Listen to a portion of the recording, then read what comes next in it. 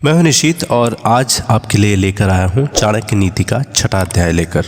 छठे अध्याय में भी आचार्य चाणक्य ने कुछ बेहतरीन नीतियों को बताया है जो हमें प्रैक्टिकल लाइफ में बहुत मदद कर सकती। इस अध्याय में भी आचार्य चाणक्य ने कुछ बहुत ही महत्वपूर्ण प्रश्नों के उत्तर दिए हैं। तो आइए शुरू करते हैं चाणक्य नीति का छठा अध्याय। आचार्य चाणक्य ने इस अध्याय में जिन बेहतरीन और काफी प्रैक्टिकल प्रश्नों का उत्तर दिया है, पहले उन प्रश्नों को जान लेते हैं। तो पहला प्रश्न है कि अपने ही घर में आपके दुश्मन कौन कौन हो सकते हैं? सबसे बड़ा चांडाल इस धरती पर कौन है? ऐसा कौन है जिसे कोई नहीं जीत सकता? और अलग अलग तरह के लोगों को कैसे मनाएं, कैसे उन्हें संतुष्ट करें, और जानवरों से भी कुछ बेहतरीन बातों को सीखने की बात इस अध्याय में आचार्य चाणक्य कहते हैं। वो कहते हैं कि हमें शेर से एक बात सीखनी चाहिए, बगुले से 2, गधे से 3, मुर्गे से 4, कौवे से 5 और कुत्ते से 6 महत्वपूर्ण बातें हमें सीखनी चाहिए। तो पहली नीति है, कहती है कि श्रवण करने से मतलब सुनने से धर्म का ज्ञान होता है, द्वेष दूर होता है,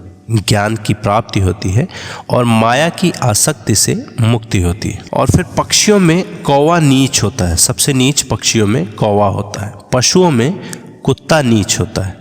जो तपस्वी पाप करता है वो सबसे घिनौना होता है मानवों में, लेकिन जो दूसरों की निंदा करता है वो व्यक्ति सबसे बड़ा चांडाल है। फिर शुद्धता के बारे में बताते हैं कि राख से घिसने पर पीतल चमकने लगता है, तांबा इमली से साफ होता है, औरतें प्रदर से यानी मासिक धर्म से शुद्ध होती हैं, और नदियां बहती रहे तो साफ रहती हैं। फिर क्या करने से लोग बर्बाद हो जाते हैं उसके बारे में अगली नीति कहती है कि राजा, ब्राह्मण और तपस्वी योगी जब दूसरे देश जाते हैं तो वे आदर पाते हैं, लेकिन औरतें यदि भटक जाती हैं, अलग अलग जगहों पे घूमने लगती हैं, तो वो बर्बाद होने लगती हैं। धनवान व्यक्ति के कई मित्र होते हैं, उनके कई संबंधी भी होते हैं। धनवान को ही आदमी कहा जाता है और पैसे वालों को ही पंडित कहकर नवाजा जाता है। ये नीति आज के युग में सबसे ज़्यादा प्रैक्टिकल है, क्योंकि हमने देखा ही होगा कि अपने यहाँ भी या कहीं भी आजकल जो सबसे अधिक पैसे कमाते हैं या जो जिनके पास सबसे ज़्यादा धनवान है वही सब कुछ होते हैं। फिर अगली नीति में आचार्य चाणक्य भगवान की महिमा के बारे में बताते हैं कि सर्वशक्तिमान के इच्छा से ही बुद्धि काम करती है, वही कर्मों को नियंत्रित करता है, गाइड करता है, ड्राइव करता है, और उसी की इच्छा से आसपास में मदद करने वाले लोग अपने आप आ जाते हैं। फिर काल के बारे में चाणक्य कहते हैं कि काल सभी जीवों को निपुणता प्रदान करता है, वही सभी जीवों का संहार भी करता है। वह जागता रहता है जब सब सो जाते हैं, इसलिए काल को इस धरती पर कोई नहीं जीत सकता। जो जन्म से अंधे हैं वो देख नहीं सकते, उसी तरह जो वासना के अधीन है वे भी देख नहीं सकते। अहंकारी व्यक्ति को कभी ऐसा नहीं लगता कि वह कुछ बुरा कर रहा है, और जो पैसे के पीछे पड़े होते हैं उनको अपने कर्मों में कोई पाप नहीं दिखाई पड़ता। जीवात्मा अपने कर्म के मार्ग से जाता है, और जो भी भले बुरे परिणाम कर्मों के आते हैं उन्हें भोगता है। अपने ही कर्मों से वह संसार में बंधता है और अपने ही कर्मों से संसार में बंधनों से छूट जाता है। राजा को उसके नागरिकों के पाप लगते हैं, राजा के यहाँ काम करने वाले पुजारी को राजा के पाप लगते हैं, और पति को पत्नी के पाप लगते हैं, और गुरु को उसके शिष्यों के पाप लगते हैं। जैसा कि इंट्रोडक्शन में हमने बताया था कि अपने ही घर में आपके शत्रु कौन कौन से हो सकते हैं, तो अगली नीति वही बताती है।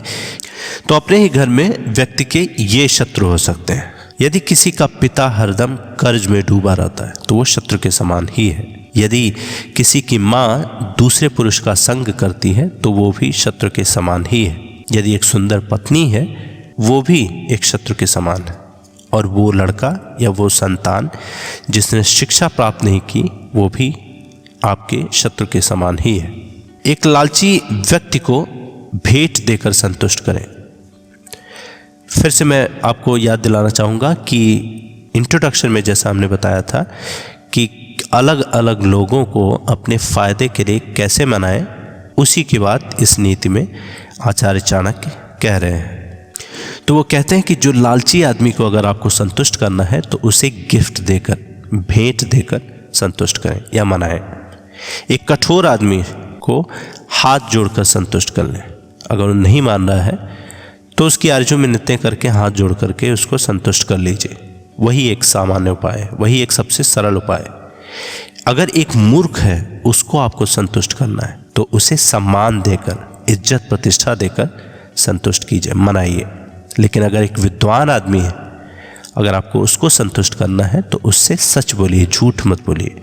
उसे सच बोलकर आप आसानी से मना सकते हैं। अगली नीति है कि एक बेकार राज्य का राजा होने से यह बेहतर है कि व्यक्ति किसी राज्य का राजा ही न हो। एक पापी का मित्र होने से बेहतर है कि आप बिना मित्र के ही रहें। एक मूर्ख का गुरु होने से बेहतर है कि आप बिना शिष्य वाले रहें। और एक बुरी पत्नी होने से बेहतर है कि आप बिना पत्नी वाले ही रहें या फिर कंवारे रहें। एक बेकार राज्य में लोग सुखी कैसे हों? एक पापी से किसी शांति की प्राप्ति कैसे हो? एक बुरी पत्नी के साथ घर में कौन सा सुख प्राप्त हो सकता है? एक नालायक शिष्य को शिक्षा देकर कैसे कीर्ति प्राप्ति हो सकती है? फिर जैसा हमने बताया था कि जानवरों से हमें क्या इंपॉर्टेंट बातें सीख सकते हैं, उसी के बारे में अगली नीति कहती है कि शेर से हमें एक बात सीखना चाहिए, बगुले से 2, मुर्गे से 4, कौवे से 5, कुत्तों से 6 और गधों से 3 बातें हम सीख सकते हैं। क्या है वे बातें? तो शेर से एक बेहतरीन बात ये सीख सकते हैं हम कि जो भी करना चाहते हैं उसे एक दिली और ज़बरदस्त प्रयास से करें। फिर बगुले से हम ये सीख सकते हैं कि बुद्धिमान व्यक्ति अपने इंद्रियों को बगुले की तरह वश में करते हुए अपने लक्ष्य को जगह, समय और योग्यता का पूरा ध्यान रखते हुए करना चाहिए। मुर्गे से क्या 4 बातें हम सीख सकते हैं? वो मुर्गे से 4 बातें ये सीख सकते हैं कि सही समय पर उठें। दूसरा, निडर बने रहें और लड़ें। तीसरा, संपत्ति का रिश्तेदारों में उचित बंटवारा करें। चौथा, अपने कष्ट से अपना रोजगार प्राप्त करें। फिर कौवे से हमें ये 5 बातें सीखनी चाहिए। पहला, अपनी पत्नी के साथ एकांत में प्रणय करें। दूसरा, निडरता। तीसरा, उपयोगी वस्तुओं का संचय करें। चौथा, सभी ओर दृष्टि घुमाएं। कुछ भी करना हो तो सारे आयामों को ध्यान देकर, समझकर तब करें।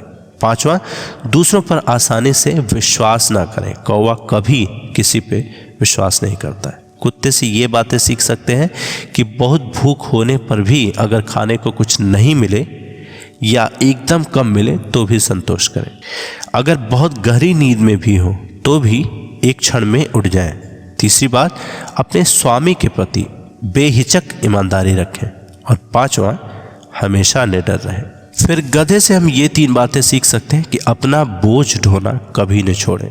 सर्दी, गर्मी, मौसम ये सब की चिंता बिल्कुल ना करें और हमेशा संतुष्ट रहें। जो व्यक्ति इन जानवरों के इन 20 गुणों पर अमल करेगा, वो जो भी करेगा वो सफल होगा। ये नीति कई भागों में थी, इसलिए हमने उसको अलग अलग तरीके से अरेंज करके सीक्वेंशली बताया है, लेकिन ये एक बड़ी नीति का भाग। इस नीति को जो भी लोग, इन 20 गुणों पर जो भी लोग अमल करेंगे या इनका पालन करेंगे, वो कभी असफल नहीं होंगे। ये वीडियो कैसा लगा हमें ज़रूर बताएं। धन्यवाद।